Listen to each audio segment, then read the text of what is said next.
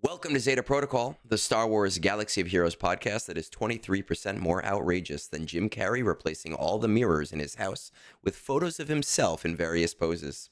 I am Egnards, still reeling from the loss of Pico. How exactly do you pronounce Bananas burrito? But tonight, I am joined by a mysterious guest host who may be the best or worst thing to happen to Zeta Protocol. Tonight, we dig deeper into the Era of Andor as Vel Sartha emerges from the shadows to rescue us from Coliseum hell, and 7 new focus datacrons appear from the heavens, with nobody really sure whether or not we've been impish or admirable. So buckle up your seatbelt, hydrate responsibly, and hit play before someone discovers a rework interaction that CG has to pretend was intentional. This is Zeta Protocol.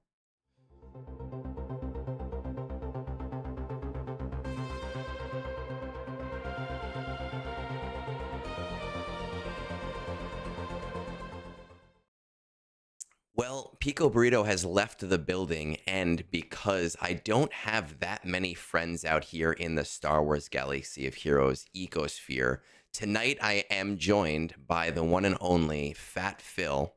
Fat Phil, how you doing tonight? As I was telling you earlier, we're surviving. It was a rough getting the kids to sleep tonight. 3 kids now. I have 0. I can't relate at all. It's some days I'm like, man, now I understand why parents get their children's names wrong. Like it just happens. It's not all of a sudden you're like, oh, you know what? I've been there now. You get it. Like You understand. I'll be holding my newborn and they'll be like, Charlie, stop. And then my wife is like, Philip, you're holding Stella. Like, please stop. It just harkens back to those days when she was an infant, and you have this PTSD of it happening all over again. Oh, 100%. Now, 100%. one thing that I want to do here, because on Sunday I did a quick retrospective with Pico, and we talked about guest host, and we talked about people coming on, and there were 3 front runners in the running that I saw in the comments. The first was Bones, which is ridiculous because this is an intelligent podcast, and as much as I love him, it just would never happen. The second was Rabid Beaver, and that made sense to me to some extent. And the third was it's definitely Fat Phil, and by so many margins, everyone went, your only friend in this entire gaming community is Fat Phil. You guys meshed together so well. You're gonna have Fat Phil on Wednesday, and we know that. But the one thing that I wanted to say here is that this would be the part of the show where we would, banter back and forth about our week, and we'd have some fun and gossip and blah blah blah blah blah. But I feel like the two of us have a reputation in the community. When we get together, shenanigans ensue. Shit hits the fan. Mean things are said. Both of our love languages are hate, and everybody around us they're here with the popcorn. They're not here to listen to us say anything intelligent. They're here because they want to see us flipping out, like 2 luchadors in the ring. There is no expectation of something meaningful being said. And the level set that I want here for the viewer, the listener, whoever is out there, is that I talk to Phil probably more than I talk to my wife. I talk to him pretty much every day, uh, and most of it's intelligent. We just don't portray that sometimes on live streams and in chats. So I do want to assure people out there in the community who are rolling their eyes and ready to hit the pause button. We do have a goal. Sir Philip here has been briefed and prepped and understands the assignment, and I have full faith in his ability to hit that assignment. And Zeta Protocol may change in some degree because filling in for Pico Burrito is very, very, very difficult. But that same conversational tone and atmosphere and intelligent take on the game will continue to exist. What do you think about that? Are you okay with that? Can you handle that? No, that was I mean, it's some big shoes to fill, but I feel I was gonna say that I feel everybody gets this vibe from us that like one, we're rivals or that like we don't like each other and that the other one doesn't know what they're talking about.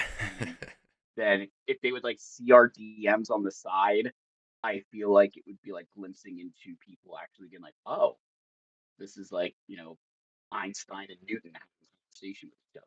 I It, mean, it is maybe I'm surprising. maybe I'm putting If a little bit too much if a people little too saw much our credit there, but DMs, if people saw our DMs, one, they would think that you were intelligent, and two, both of us would probably be divorced.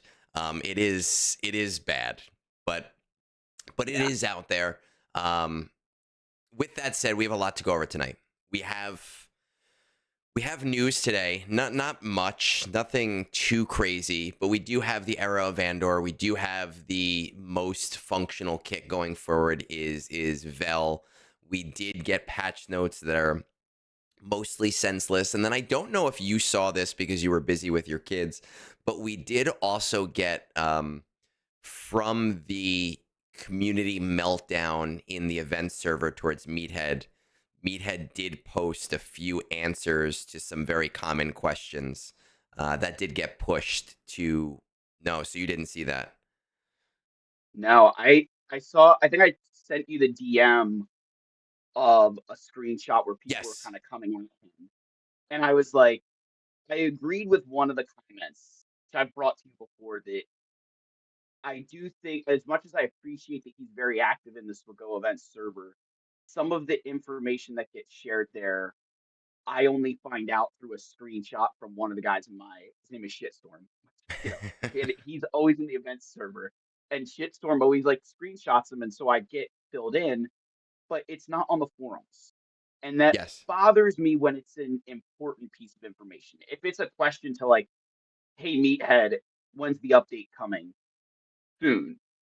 That's perfect for event server. But when it's an important piece of information, I feel that does need to be on the forums because you can't expect everybody to filter through this will go event server general chat, which is like needle in a haystack. It's tough because I was there, I was watching, and for those of you who are listening and maybe don't know what we're talking about, is tonight, right after the patch came out, Meathead was active on the event server. People were, as they usually do, they were bombarding him with questions.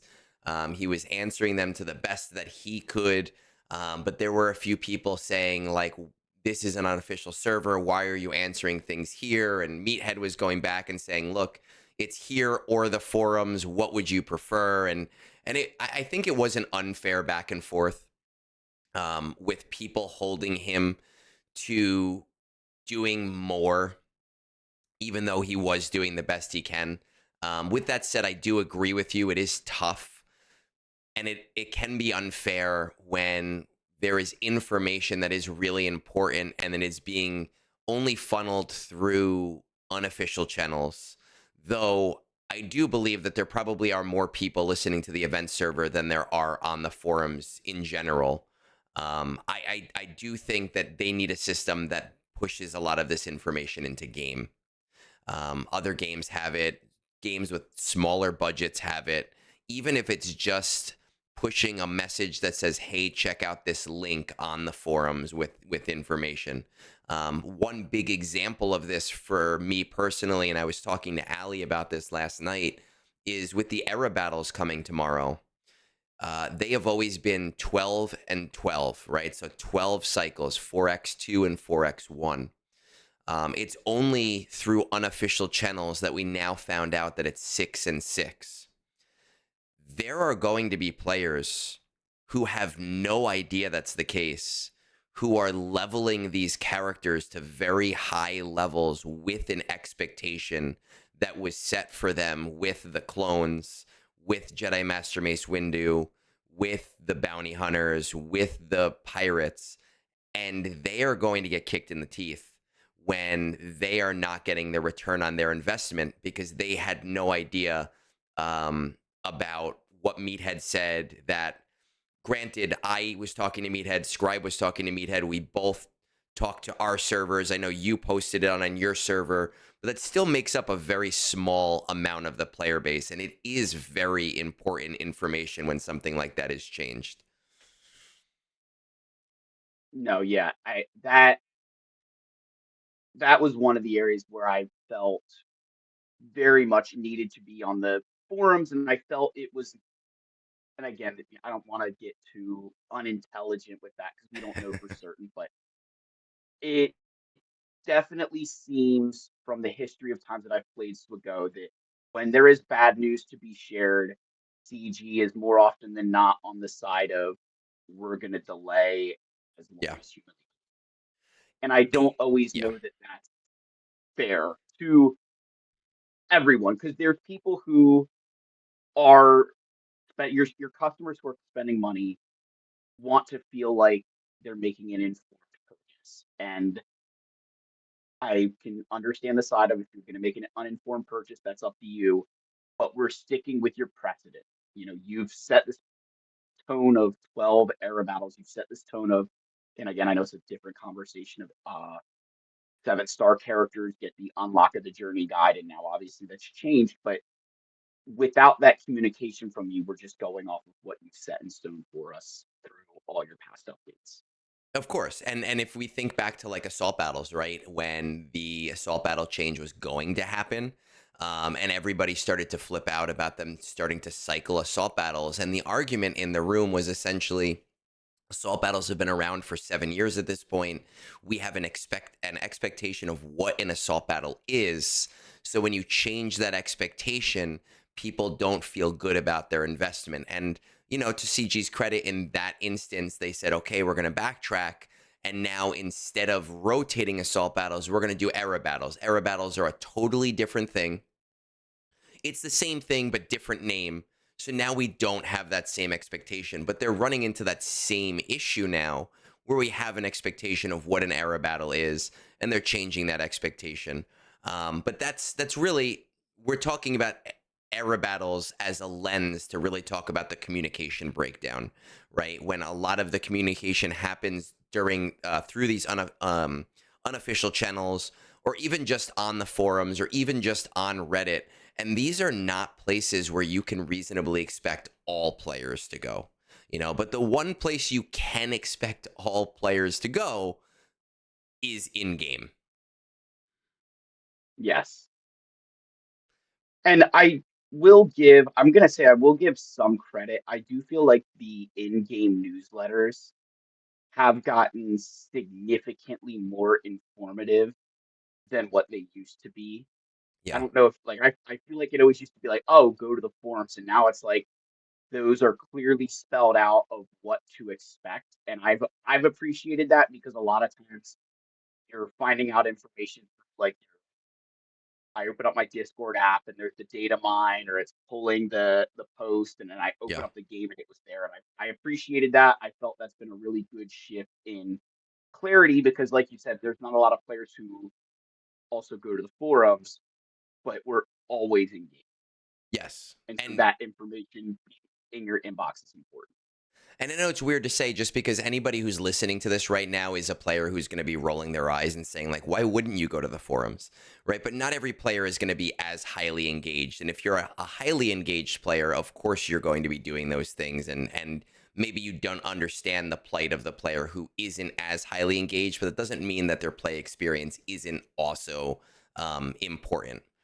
When it comes to those newsletters, I'm pretty sure that those all push with the update. I don't actually think CG has a system in place where they can push a message into game in those newsletters without having to do an update as well. I'm not 100% sure. But when you have a detailed newsletter that is planned, that makes sense. If we're talking about something that is not planned or is not detailed or is last minute, I don't necessarily mind a newsletter that just has a form link. Yes, for big things, for planned things, it should be all in game. But if there's one that just says, hey, there's this new news, it's super important, click on this forum link, it'll bring you to the forum so you can read it. It doesn't bother me, and I think that it will be helpful. And you are right that a lot of the players playing the game right now who feel kind of jilted are players who feel like they've made what they felt was an informed decision, but it ended up being that the rug was pulled or the information changed or a pattern was changed, and they feel like, hey, I wouldn't have made that decision if I knew this information going into that purchase. Yeah. And I think there's accountability that needs to be had on both sides of that, because I'll ask all the people, would you go buy a car without doing your research first? Would you just go blindly to the dealership, or are you going to look at your Kelly Blue Book? Are you going to, hey, is this a good car? Is this a bad car? And I'm not saying that one is necessarily the same as the other, but I think there's some parity there that if you're not sure, it's better to wait. And if you're spending to get the advantage, which is what a lot of people are, obviously you have to be able to weigh that decision with uh, the wording I want, the phrasing I'm looking for here. You need to either accept that you're spending for the advantage of placing better in Coliseum, and that's what you're doing, or you're gonna maybe take a step back in Coliseum. You're not going to score as well, but you're going to spend less money to accomplish your goal in there. Because I think I was very vocal about that. That we didn't know when they said, "Oh, you're going to get to 65 as a free to play," and I was like, "Show me." And it wasn't until what, like the fifth character, that they Yeah, showed us the levels, and I was like, this is great, but I should have had this two from the months beginning. ago. Yes, From the and beginning. now we have yeah, and now we have that. It's very clear, and even what I wasn't even clear on before that they made much more clear was the if you got to 76 versus 75, what did that difference look like? Or like 65 to 66, where you would get an extra gear piece every like 2 levels or something. They were much more, I don't, they spelled it out where before just say, gear 12 for like 10 levels, and then it became gear 12 plus one, gear 12 plus two. So, I'm not saying it's perfect, but it's better than it has been. And I appreciate that they've tried to make strides to correct it. There are avenues where they are making those strides. I think that right now, one of the big things, though, and not to beat a dead horse because this is what we've been kind of harping on here, is that there have been communication issues where they kind of tell us things, like you said, like a little bit too late. And it can be very frustrating when right now it does feel like that is consistently happening. But that does bring us to the point, obviously, in what we were saying, and maybe this is what we'll get into first, is that we do have an update tonight, and we did get some answers tonight from some of those more common questions that players have been asking about. So we have gotten something. It was on the forums, and I guess technically it was on Discord as well, just because these are the things that CG was talking about. So going into the update, um, there was some issue. People weren't sure if Stormtrooper Luke was going to be farmable today or in 2 weeks. Stormtrooper Luke is farmable. It's a really nice positive change for anybody that needs to get those characters. All of the characters are now in shipments. And then beyond that, all we're really seeing is bug and adjustments, bug fixes, adjustments, nothing too major.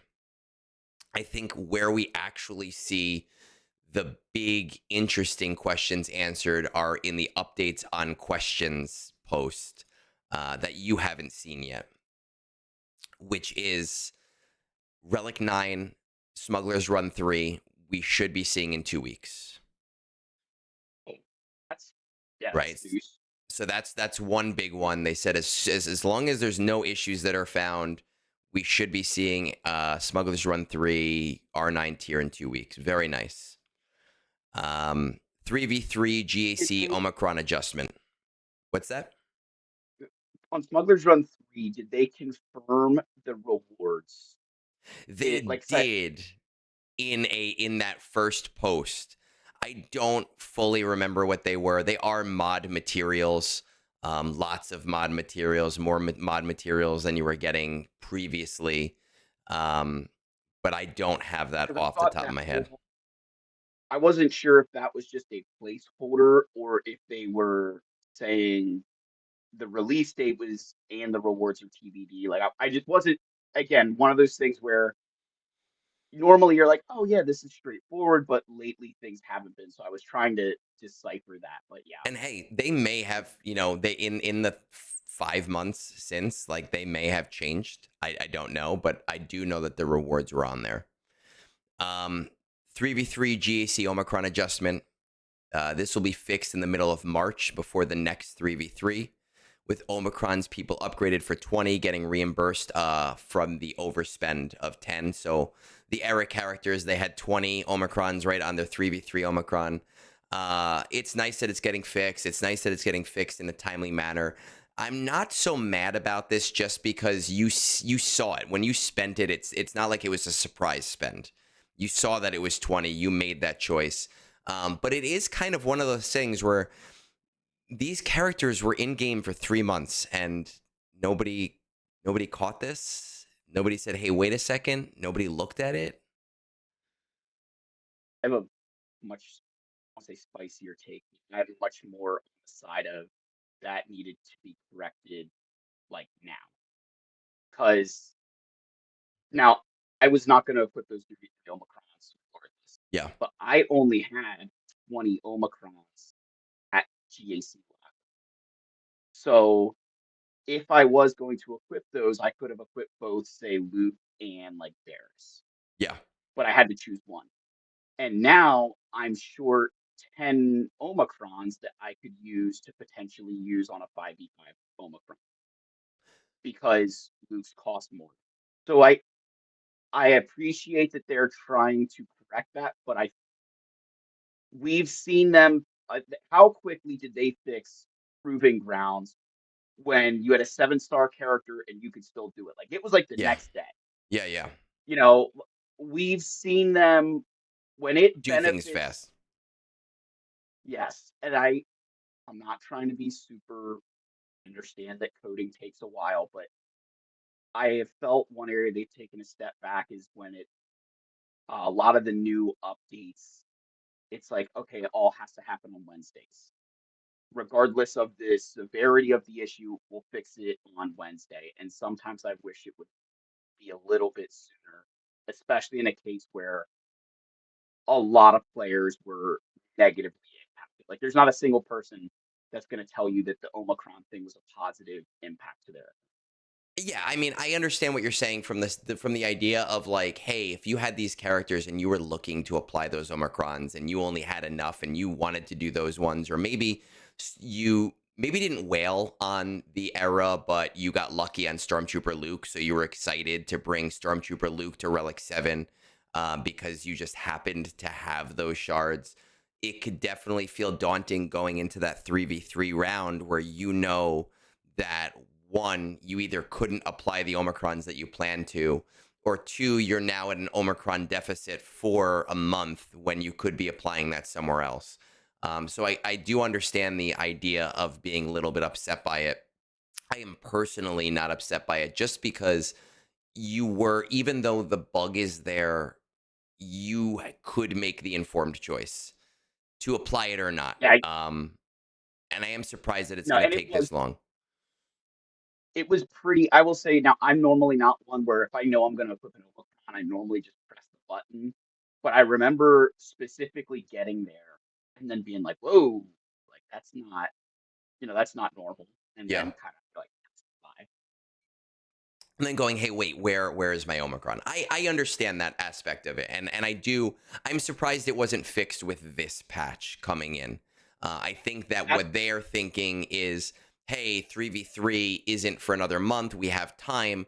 But you are right. If you applied that, those 10 Omicrons can go towards something else that you might be applying for 5v5. So it does set those yeah, people at a disadvantage.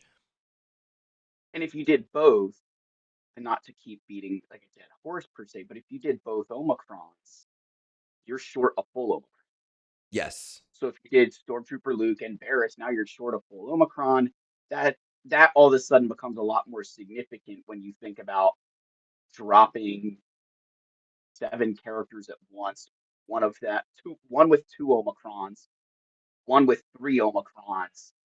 You know, it was a lot all at once for Yeah. people who were saving. It might have Especially been a if problem. you were anticipating a reduced cost because of what we were expecting in the past. And I don't know what the development is on Omicrons and how those things are applied, but my assumption would have been that whatever triggers or flags happen, that shouldn't have even been an issue. But I'm not a coder. I don't know. I can't speak to it from a place of knowing what I'm talking about because that's a world that I don't understand. We do have two It's other yeah. things. This one's going to excite you. Nightfall Redo Part 2. The team is aware that the previous redo was bugged and is looking into scheduling another Nightfall run. So, super exciting for anybody that got through it. I happened to already have them, the R9 tier at 3 stars. I didn't have to worry about it. It was totally free to me. Anyone that had that R9 tier already done, this is just return on investment on top of return on investment. I am pumped for these free materials that are paying dividends for me.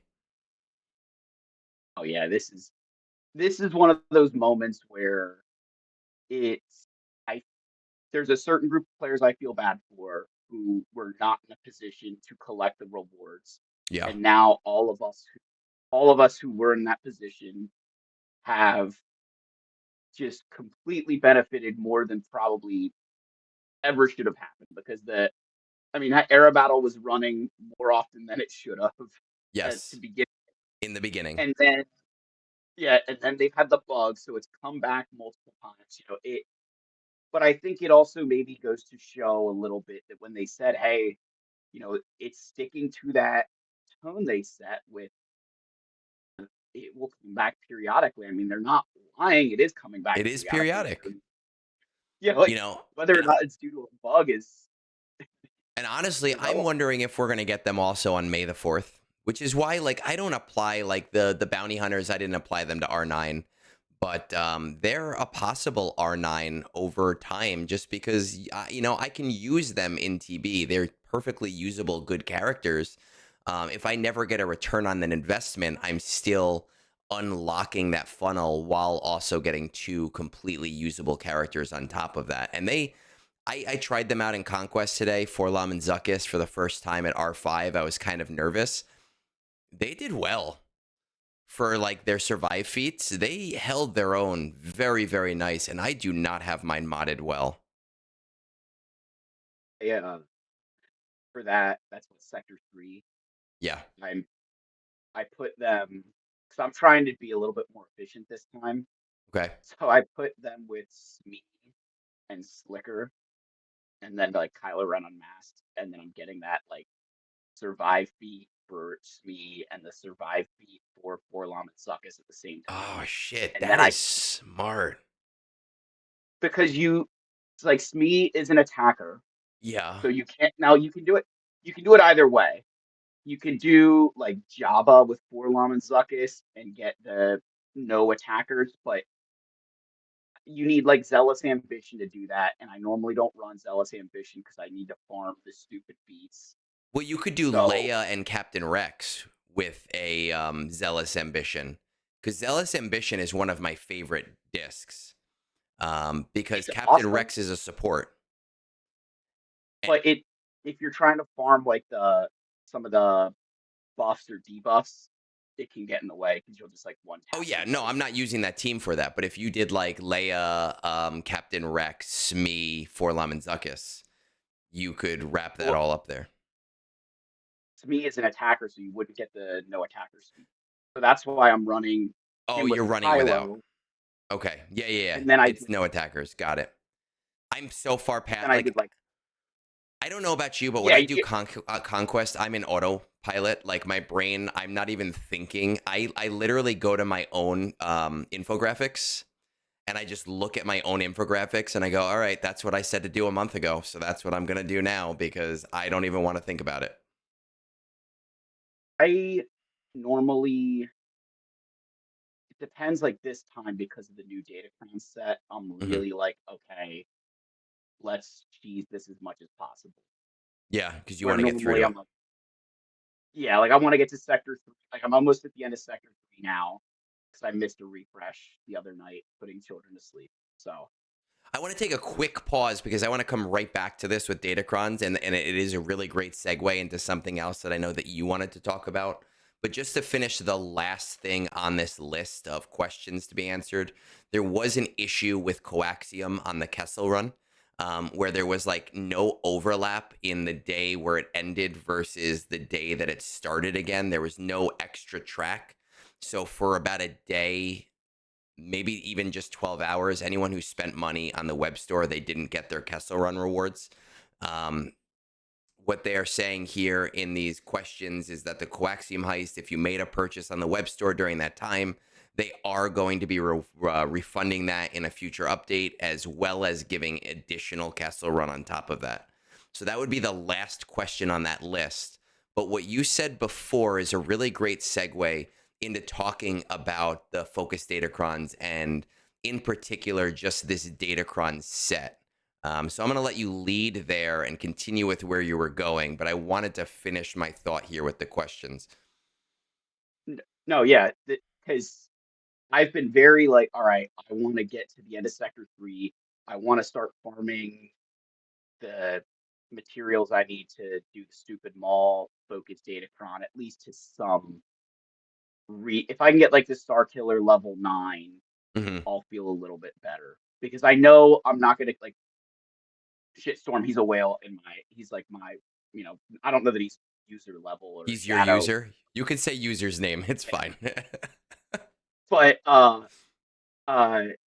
but Shitstorm has all the focus data crons already. He sent me that. I don't know if you saw that in my members section, but he has all the focus data crons already unlocked, which is just, I mean, that's incredible work.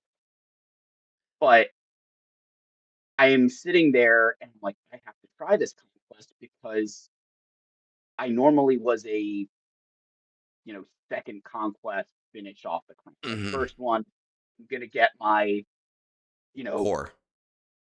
the focus datacron. I'm gonna get the Ray or the Barris, the premier cron, and then the next one I'm gonna get the ones that are still really good but not quite that level.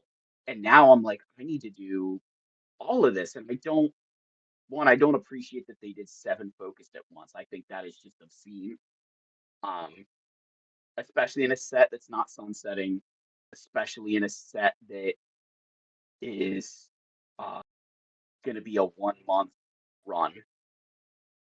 And then It's my gonna be I it's don't gonna know. be tough. It's gonna be very tough. I think that there are a lot of players worried about this datacron set. And first of all, outside of the focus datacron sets, or outside of the focus datacrons, there's nothing that like I'm scared of. Like with the attacker crons, when before they were nerfed, there were things I was scared of. I know that the Moff Gideon cron, like people are a little bit scared of. But I think, is that a focused one, or is that no? Is that a Just regular level one? 9. That's a regular level 9.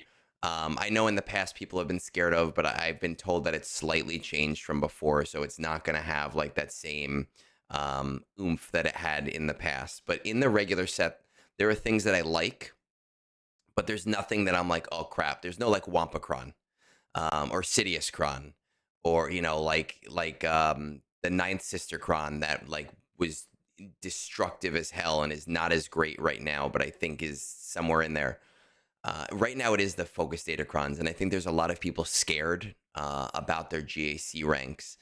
And I personally feel like, yes, I'm going to be getting a lot less datacrons, but so are most people. It's not going to be like the Uber set that we just had, where everybody has everything because CG screwed up. We're just used to that right now, and we're used to everybody having that. That's not going to be the case once this dusts. And I feel like, you know what? I exist on the K1, K2 border.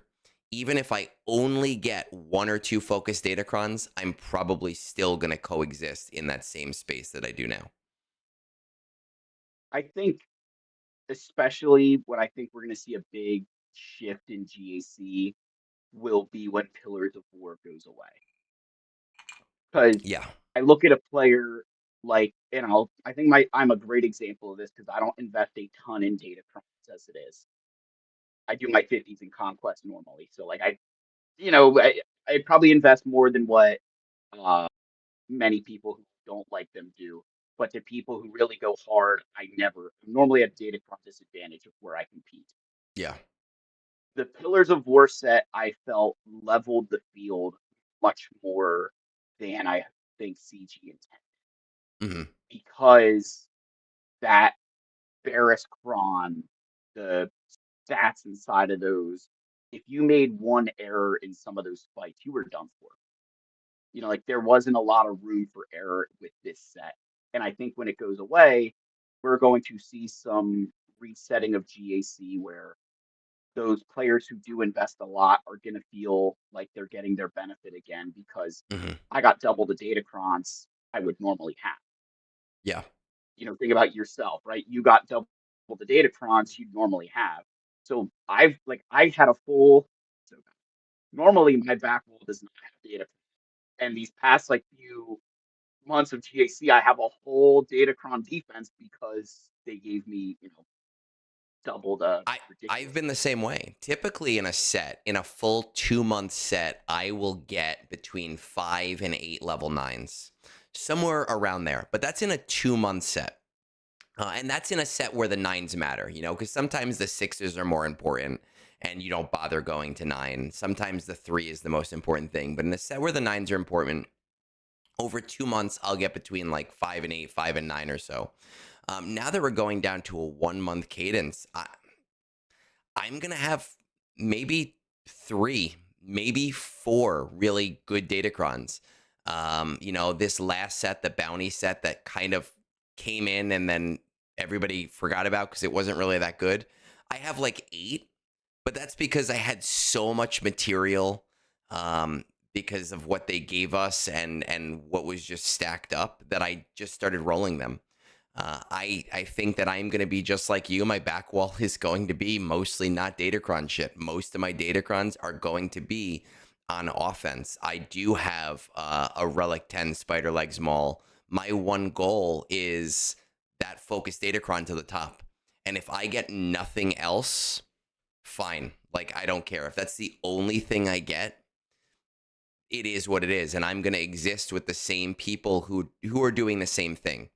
But what I do think is that with this datacron, the way that datacrons are working now, with 7 focused datacrons right now, with it being a 1 month farming rate, we are going to see a huge amount of datacron fatigue because of just how quickly that farming happens and how quickly we lose them. And this is what datacrons looked like in the beginning. And they got rid of it because players weren't engaging. And granted, datacrons look different and they're farmed easier than that time. But I think that this is a case of forgetting history, repeating itself, and then going, oh, right, crap. That's why we didn't do this for the last 3 years.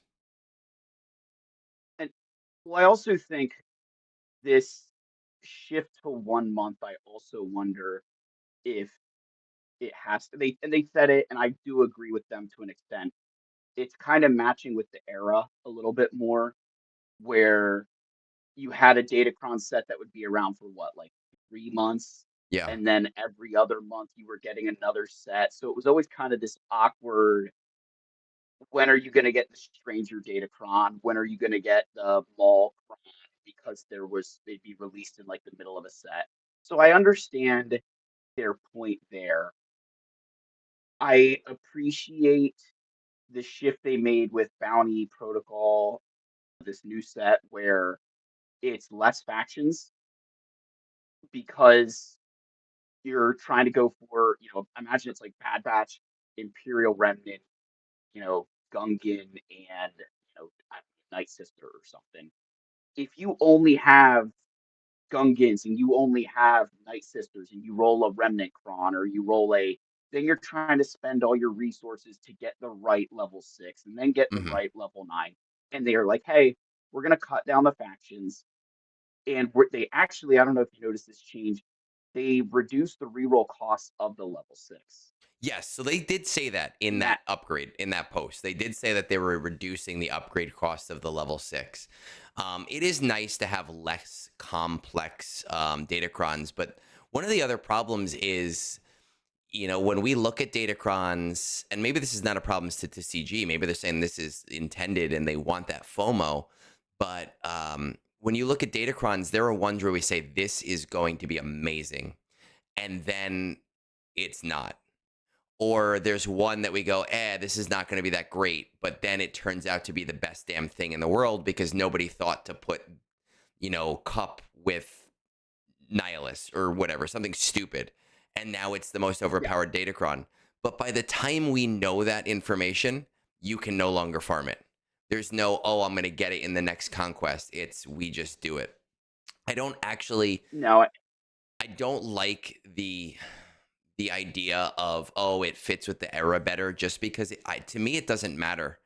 And my thought there is like, whether I get the Spider Legs Malkron this set or whether it came out in a month or 2 months from now, the only people that have Spider Legs Maul at a level that makes him like scary are the people who wailed on him originally, right? He's not back for another 6 months, 9 months. So it doesn't matter if they have to wait an extra month for it to roll and hit. It doesn't have to happen the week that he comes out. I personally don't buy it, and I really do hope that they go back to the old way of doing it. Um, whether or not they keep the non-complex sets, but at the very, very least, this 7 FTC thing is incredibly frustrating, and I have all of the toys, and I'm still frustrated by it. I think the way I feel they should have done the FDCs is split them out over the next like 3 months to say, okay, Yeah, here's seven, here's the first three, here's the next ones, or have, and again, I don't want to like add another currency, but have the armor and instinct still active to some extent in conquest and when it's no longer there, so you can farm that focus cron. Because if the next set doesn't have focus data crons, you know, I'm gonna be. I don't know if I'll be pissed off if they'll give us focus crons or if they don't. Like if they don't, I'm gonna be upset because I'm like, you could have just not given me seven in the last set. yeah, and then four And and if you three. do, yeah, and if you do give me focus crons, I'm gonna sit there and be like, why do we need 15 of these in the game at one time? And if there's not a specific cadence to it, it's really hard to manage your era currency, right? So if you are a player who's not buying the episode pass, you're probably spending all of your episode currency on Omicrons. And that's the majority of what you are spending on.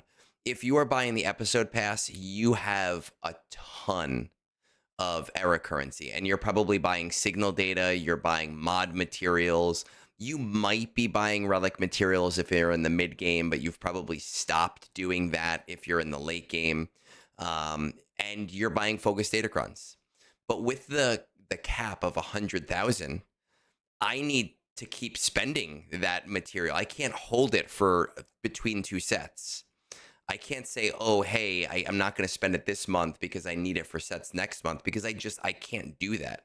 100,000 goes very fast with the stuff that can be spent in there, and I need a plan. And if it's going to be intermittent, if it's going to be every other month, if it's going to be every 2 months, if it's going to be 1 month, I need to know what you're doing so that I can make a plan. This is a resource management game. It is a game of planning. It is a game of spreadsheets. It's a game of mapping out what you're going to do in the future. And that's what makes this game interesting. It's not the lightsabers. It's not the big titty goth girls. It's the fact that even though the game, yeah, I said it's an intelligent podcast, but not that intelligent. It's a game. It's a game that has all this cool like simplicity to it, but a lot of complexity if you like look at it on the back end and really want to sit down with it. I'd even say it's if you just want to play a fun hero collector, this will go as perfect and you will have fun. If you want to delve into the resource management side, the theory crafting side, you will also have fun. And if you find yourself in the middle, and again, you've got to kind of find that level of caring for yourself. Like, I don't know if you've ever watched, and to kind of get what I mean to the theory crafting, you watch like Castanex do GAC. Yeah. He's on just such a different planet of strategy than what you or I would be doing. But we can have fun all the same with the, okay, I'm going to care enough about Grand Arena, but oh, I lost Kylo against, Hondo. Right, honey, what do you want to do today? Like, I'm done, time right? to, Like, time to, yeah. yeah, yeah. I'm done. So I don't care. 100%. I'm like, I don't give a crap at this point. I'm gonna have fun on my stream. I'm gonna get a little bit drunk. I'm gonna test some things. People are gonna come into my stream and be like, why are you using that against that? Because I don't care anymore. Um, People like Tassanex, people like Fatal, they play the game at a different level. But that is what I actually really love about this game. And someone asked me in the video I did today, they said, Egnards, like, are you even still having fun playing the game? I love the game. I think this is one of the coolest games I've ever played, and I've played a ton of different games out there. But it's the complexity in it that I really love. It's the thought process that I really love. It's the trying to break the game that I really love. It's that I can enjoy TB while someone else hates TB and loves GAC, or they can go into GAC and participate in it at an esports level, and I can say, you know what, I'm going to have some whiskey and just enjoy my PvP night. And we can all do that and enjoy the same game. now my one caveat there to breaking the game is that I feel that applies a lot to legacy content, Yeah. but in Coliseum, that is like, I'd say beyond, stretching the truth. And at the risk of making myself sound like I suck at this game, I told you this story Hmm. where over the weekend I was playing the game in the morning, and my daughter, she's like, "Daddy, can I play the Star Wars game?" And I was like, "Sure." Like, so I loaded up Coliseum because I'm like, I don't care. And she outscored me. It was like by 2%, but she outscored me in Coliseum. And I mean, the child wasn't using blind properly, just like, but it was a very sobering moment for me of like my biggest gripe with some aspects where she has no clue what she's doing. If I made her play Grand Arena, she's not winning. Yeah. But in that Coliseum game mode, she can be very successful. And so I think with a lot of if my one, kind of segue with you talking about the breaking the game, it's like, I think that's what a lot of players who don't like Coliseum miss is that, hey, combining this team together to do this thing in this specific sense will, like I was showing doing a video, and I was talking about, I don't know if you remember the Wampander in the Mhm. heroic tank raid where Yeah. you did Vader, Wampa, BB. You could solo the whole thing. And I had a guildmate when I came back to the game that was like, "How is he scoring that much with Gear 12 characters?" And I'm like, "Welcome to the show, man. Like, this is what this is the game." Like, You found a and way I to wish, break that mode. Yeah.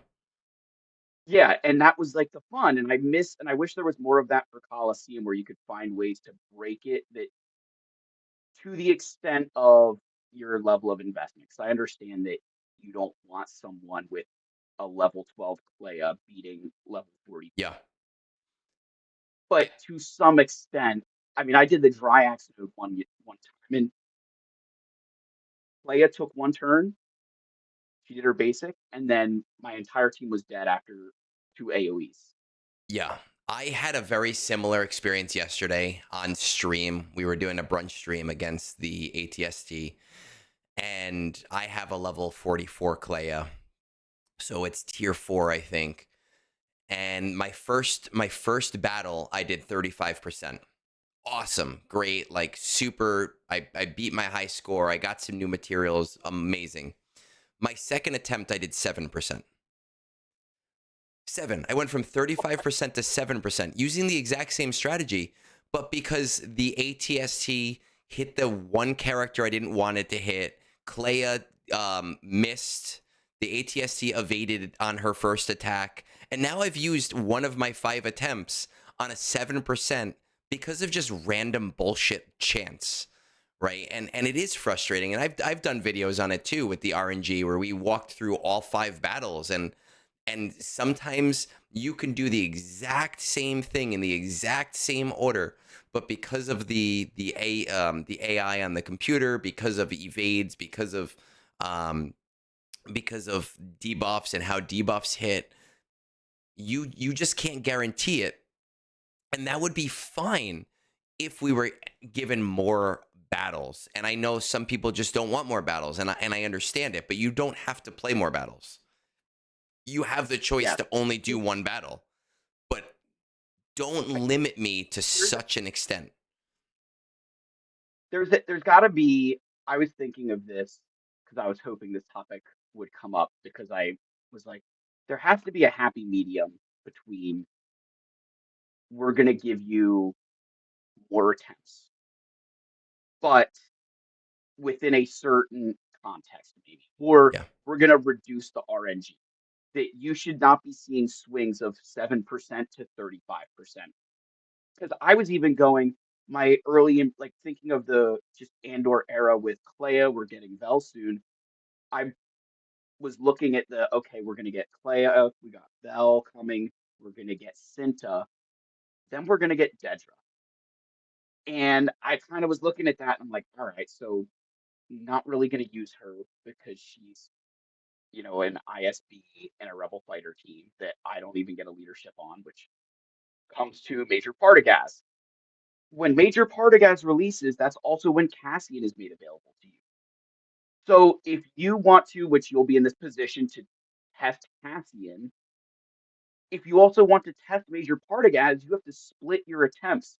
And so Yeah. you're not going to get a good feel for which lead is better without spending a lot of crystals. And I really think there needs to be a 5 submitted attempts similar to the raid, where you can go as often as you want and it only counts if you click submit, which I understand there's implications of, you know, maybe players getting better scores than you want them to because they're going to spend all day in Coliseum.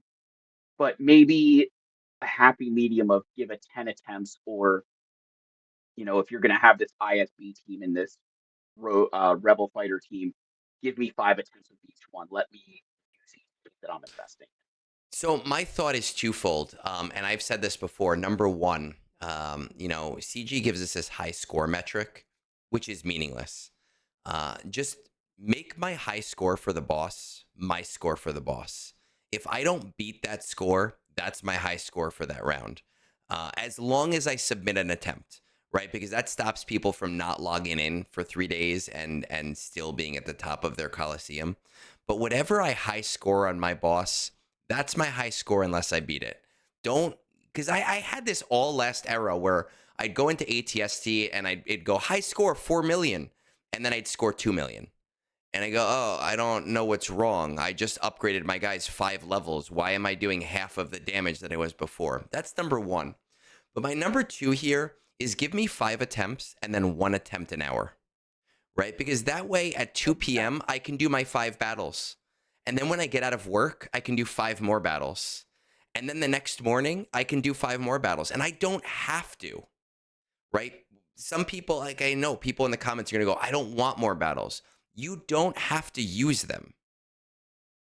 But the people that Yeah, want to test things, let us play in the mode to test things. I think and again, they have data that I obviously don't have, and I have no way to prove this, but I always quote the movie Casino, where Robert De Niro's character is saying like the goal in a casino is to keep them playing and keep them playing because eventually like we will get them to spend money. And so I think part of the problem with the current setup being I'm gonna go in and do my 5 battles. I have no clue if spending uh on a crystal pack will increase my score because the RNG is so It's so crazy. high. But if I can get to this point where it's like my cap is 97% and I haven't beat that in 2 hours of trying, all of a sudden that pack in the store is looking real nice to get me into, tier 2 or tier You're like, I 3. can do it. I And can I'm do it. I can do it. And granted, listen, yeah, my big thing is time management. So I'm not saying I want to spend more time in the game. But what I am saying is that because the game mode feels so empty and so RNG dependent, I get frustrated by how little time I get to interact with the game mode. Right now, I do think that they need to shore up other game modes in terms of time management. And I think that that's a conversation for another day. We could do a whole episode. I could do 6 hours on talking about time management in the game. But I do think that I feel empty playing Coliseum. Yesterday, it took me 4 minutes, and I said, okay, well, I'm done. I did 35%, I did 7%, I did 24%, I did 12%, I guess 35%. And I don't know, you just don't use Clea's middle special because it's stupid and does nothing. And you hope for the best, and you hope that she hits PAL first so that you still have DPS. And if she does, if the ATST doesn't, okay, I'm not going to do my best. But talking about Coliseum, the final major topic of tonight is, of course, the marquee that we are going to be getting next week. And when we do kit reads here, I try to read things really fast because I don't particularly like kit reads, but I do think that they become more important in the Coliseum era. So we're going to try to speed read through this, and we'll talk about it in the context of Coliseum as best as we possibly can. And then if we have any time after that, I know that there are a few other things that we did want to talk about. So we have Vel coming up in the game. Let me see where she is. Here she is. Inspiration, we don't actually care that much. All right, let's see. She's got a pretty big kit, so we're going to go nice and fast. Vel's kit, basic ability, BK-43 blaster rifle. Deal physical damage to target enemy and inflict offense down for 1 turn. If the target is undermined, this offense down can't be dispelled. Vel gains a stack of resilient defense and an additional stack per undermined enemy for 2 turns with a max of 8 stacks. On her turn, if all enemies are undermined, Rebel Fighter allies gain protection up 50% for 1 turn, and Vel gains Deflective Ward for 1 turn, or until she receives damage. Now, Deflective Ward, I think, is the thing where they take 1 damage, if I remember correctly. And Resilient Defense is the weird taunt mechanic, right? Where it's like a taunt, but not a taunt.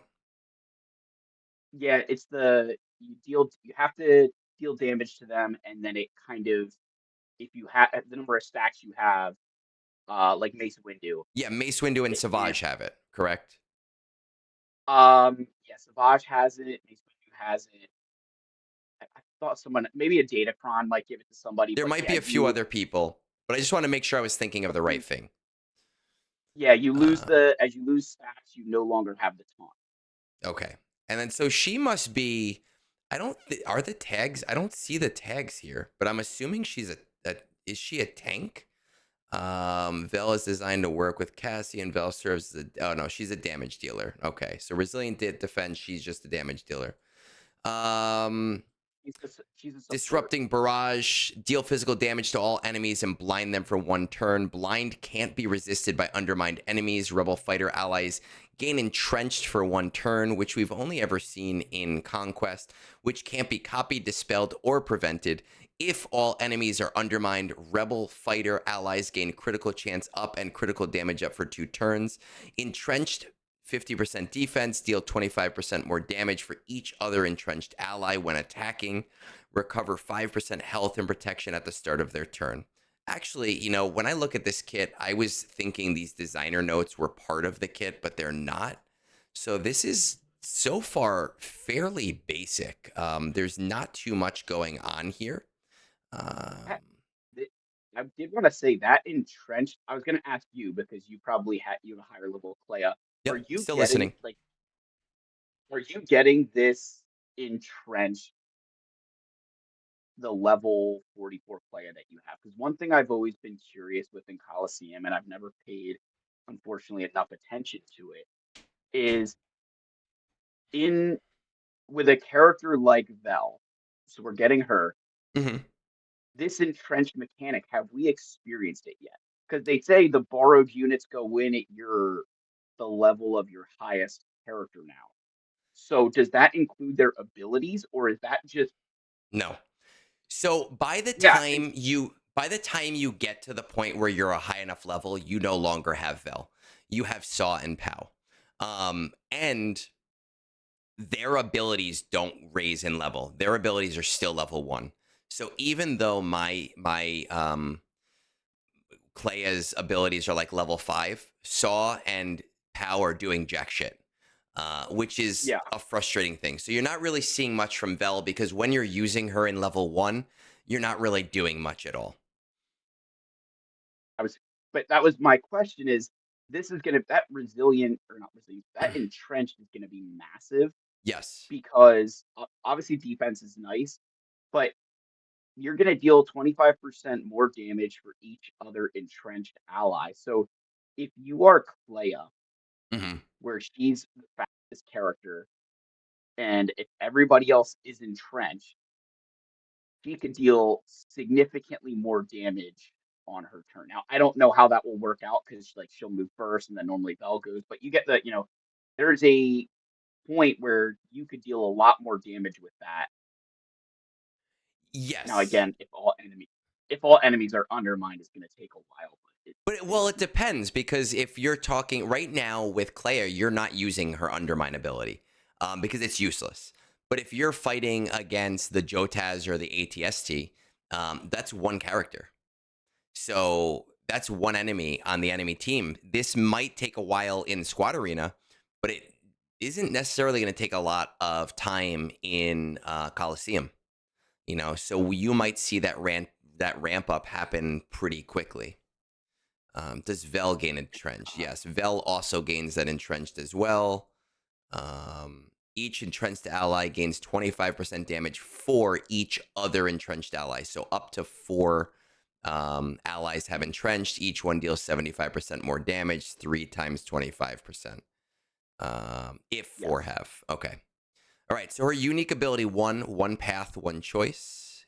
Territory battles Omicron. You know how much I love my territory battle Omicrons. At the start of the encounter, if all allies are rebel fighters, Vel gains a stack of resilient defense and 2 additional stacks if Cinta is an ally. At the start of her turn, rebel fighter allies gain 8% of Vel's critical chance, critical damage, defense penetration, and offense for 1 turn. Vel gains 50% offense per undermined enemy until the start of her next turn. While Vel has resilient defense, she has 100% critical avoidance, counter chance, and defense.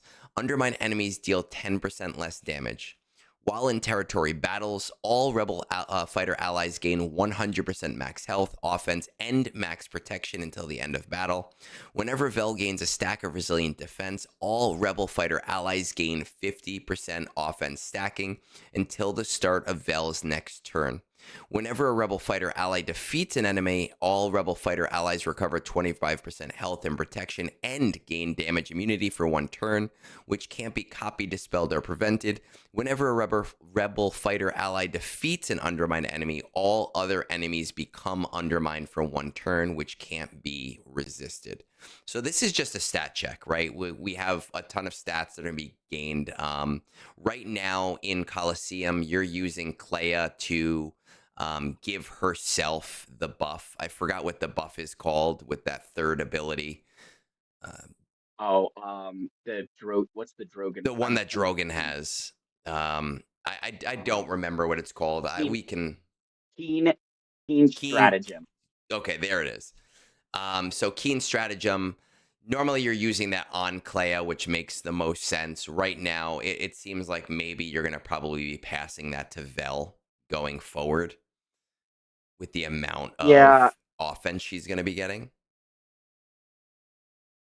but so they only. I'm reading. Okay, at the start they gain that for 1 turn. Yes. But she's also getting 50% offense per undermined enemy until the start of her next turn. So the strategy might be, and I haven't tested this yet, obviously, but the strategy might be with Clea to use her middle special to undermine. And then, well, actually, Keen Stratagem is there for the whole battle. So using the keen stratagem on Vel and then the middle special to get undermine, and then Vel starts doing a shit ton of damage. That's just Yeah, off the top of my head. because you think you'd start the battle. Leia's gonna move first, then Vel should move second. Yeah, So you put Keen Stratagem on Vel. Vel does her blind, whatever, whatever you want to use with her, and then put the Undermined on with Leia's next turn, and then Vel would follow that up with with a strong additional attack offense. because she has that Yeah, offense, and everybody else is getting that and that offense too. I didn't want to. I wanted to go back to this. The offense down, Mhm.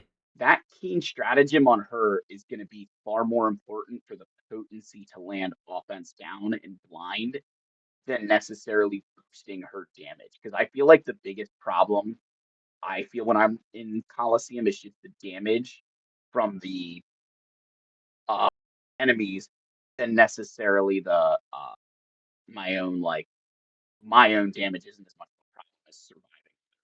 Yes, and the not the potency, the tenacity on some of these enemies, where you're just like, all right, I'm going to press the button and I'm going to hope for the best. Are they going to be blind and I'm going to get a dodge, or am I screwed this run? Right? Like, I don't know, and I can't control it because I don't have mods on these characters. I can't change anything about these characters. I just have to hope and pray to RNGesus and hope for the best. Let's see. And One she more, one more ZD. has one more. Unique ability 2, she was a miracle. Vel has 35% accuracy whenever Cinta or Vel are attacked by an undermined enemy. Vel gains a stack of resilient defense for 2 turns. Whenever an undermined enemy attacks Cinta, she recovers 10% protection and Vel gains 10% turn meter. Whenever Vel uses a basic ability on an undermined enemy, Cinta assists.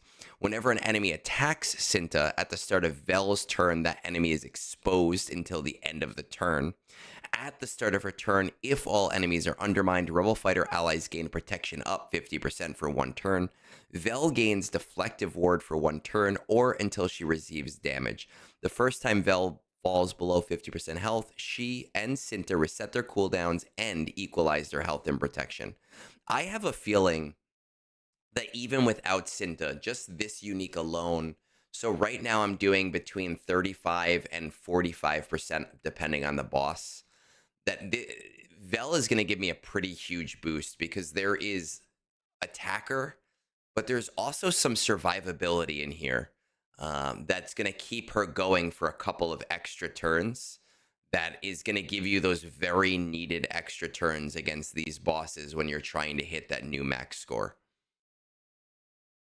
Yeah, I would 100% agree with that. I'm excited for the character because I think it will just give us I feel like much needed survivability and even to an extent like damage boost.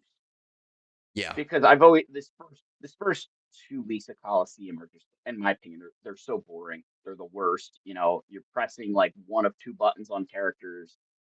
Um, I was reading this kit earlier in the Mhm. week, and I was like, this is gonna really, I think, start to uh, give us a better understanding of how this team is gonna work, which is a big step forward from last era because none of the characters had synergy. They Yes. gave them the talent, but how many of those was like if Princess Leia is an ally, if Dr. Aphra is the leader, if Boba Fett Simon Django is, you're like, okay, Yeah. none And of we talk about like when you're upgrading things in Coliseum, and we already know like the no stat boost, right? Where there's like 4 no stat boosts in a row and you're like, this sucks. But there were also a lot of ability upgrades where it was like if Tarful is the leader and you go, well, that's useless. That upgrade doesn't actually help me. And it's followed by a no stat boost. Right, so there everything was like Afra, Tarful, Princess Leia, Stormtrooper Han Solo. We're not seeing that as much here, but there definitely are some things where there are debuffs that aren't applicable to bosses. So you kind of go, all right, that buff doesn't really do much for me. But I would agree that the first 2 weeks of Coliseum, like there really isn't a strategy. It's you press buttons, you hope for the best. At least with Vel here, there will be some opportunity to play with things a little bit more. I do think it's probably around the third or fourth marquee that things start to actually like make sense. But you had Yes, said something interesting earlier that I hadn't really considered. The way that Coliseum is set up right now, you get summons based on if you're a light side or dark side. If it's an ISB or if it's a rebel fighter. By the time we get our first Imperial with Cassian being there, for anyone who is uh, even getting these characters to 4-star, I'm curious if there is even a world where the Imperial Trooper tags do anything, and if anyone's going to be using them in Coliseum. If the summons, because the summons don't get the abilities at the same levels. If you have 4-star everything and you have Cassian, why would you be using your ISB characters? Why would you be using the ISB summons? So, anecdotally and early on, to me, it seems like this distinction that we're given, but it's kind of useless. Maybe from a very, very, very free to play perspective, a purist 3-star person, there'll be some opportunity. But if I have Cassian and a whole host of rebels, it doesn't seem like it makes sense to me to use the Imperials at all. I'm glad this came up because I was thinking if I understand the way they release them because they want the rebel fighter characters there for it, which I respect that decision. I get it, I understand it, but we don't have a leadership available in Coliseum with Clea, Yeah. with Vel, or with Cinta. And then you give us a Saw Gerrera that we're not getting the benefit of his leadership, which don't get me started. But you could have given us Partagas, Dedra, and the KX droid as the first three units. Hmm. Obviously, Cassian, you're not going to get. You wouldn't get the full benefit because he would release before the last Rebel fighter was there. But maybe the fix could have been Major Partagas, Dedra, three Rebel fighters, and then the KX droid last. And you get to use the Imperial for a couple of weeks before we get Cassian, and then you'd switch teams again. Just one of the I felt like a lot of my mantra with the era updates, era of anniversary to this one has kind of been 3 steps forward, 2 steps back. You know, really great system last time of we get to play with the characters early. I know there's some things we don't like, like oh we get to use the characters early, but you don't understand any of them because they're not in their proper team and they're not with their proper character. But I at least get to understand part of their kits. This time, okay, the characters have synergy, but there's no leadership ability, and I'm not really going to use one of the teams ever unless ISB somehow is that much better than Cassian, and then I have some other questions Right. And because why so would you? again, we're talking from a very purely speculative standpoint, but it's a standpoint that has a basis in looking at the patterns and saying, well, this is what it seems like things will be. And you're right, the ISB team might just be that good that it doesn't even matter, when it comes to Coliseum. But even if they had released the Imperial characters first and then they started to do the Rebel fighters and you didn't have a full Cassian team to start, you would get to experience the Imperial team and then you would start to build the Rebel fighters team and it would just keep getting better as you got into the end of the era. We have to see. I'm not going to harp on it until we actually get there. I am curious to see how this era plays out. I am very curious to see how the numbers play out and what the player base is looking like and if we're starting to actually see spending fatigue, because I know there are a lot of players that are not feeling happy, that are feeling disenfranchised by how this era system is working right now with the additional spending. But I am excited for the teams. I am excited for the characters. I'm excited for it in TB. going forward. And I am excited for the fact that I don't have to worry about 7 new teams going into the next GAC. It'll be a maximum of, 2.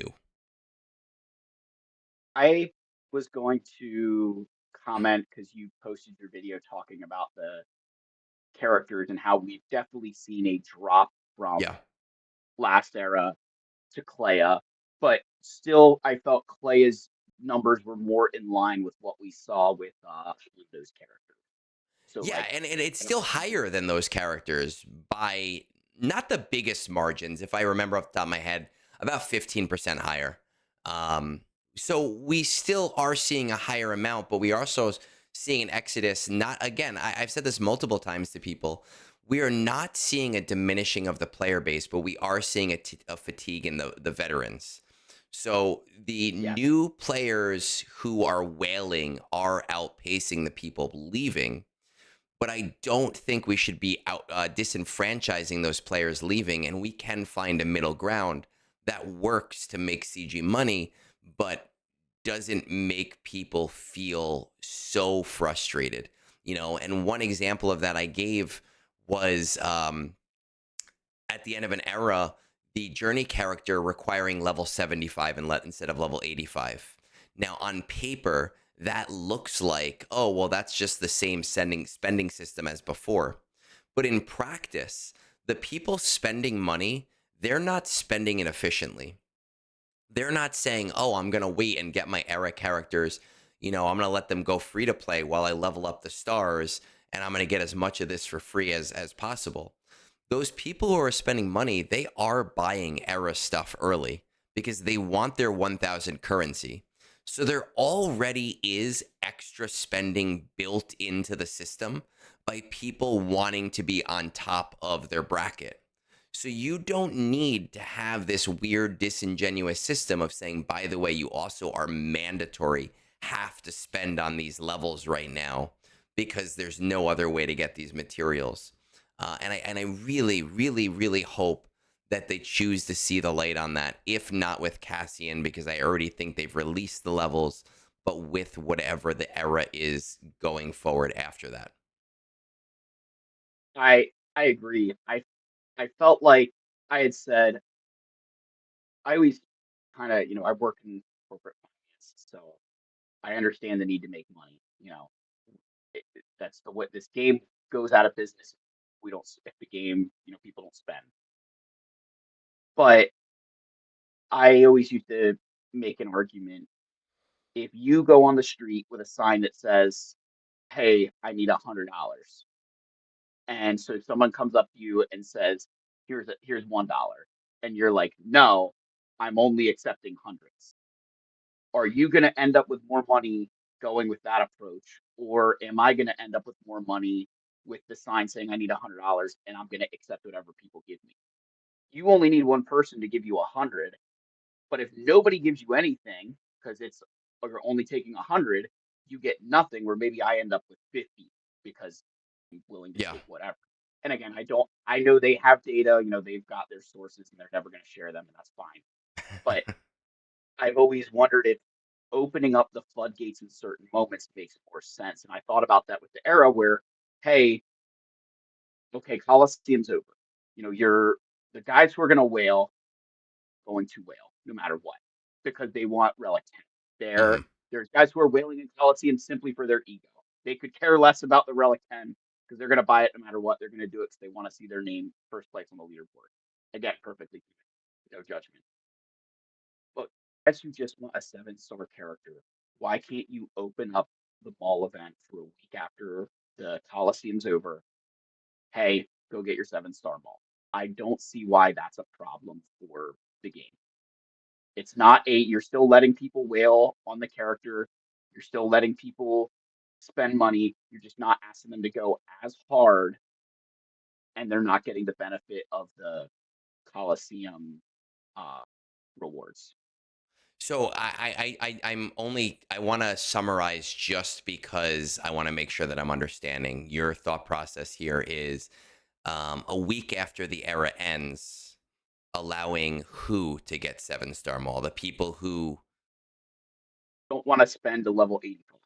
Okay, so So the that people who went to 7 stars but didn't want to go to 85. yes, Okay. because there was I Okay. think there was a lot of those players who went to 7 star. Yeah. Obviously, they went early, and then they're like, I'm not going to 85. That's more money than I'm willing to spend. Yeah. And I've heard, I'd say enough of those players have come out of the woodwork in avenues that I interact with where I'm like, man, this can't be good. Yeah. For an extra $100 where they're spending that plus a little bit more every single character, it's the straw that broke the camel's back.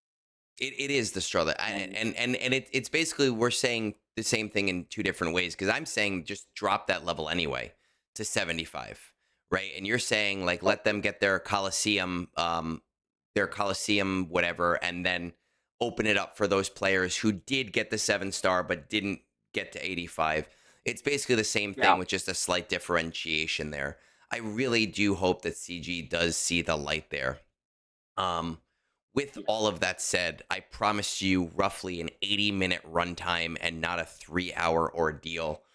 For the people out there in Swuggaland who are listening, please be harsh in the comments.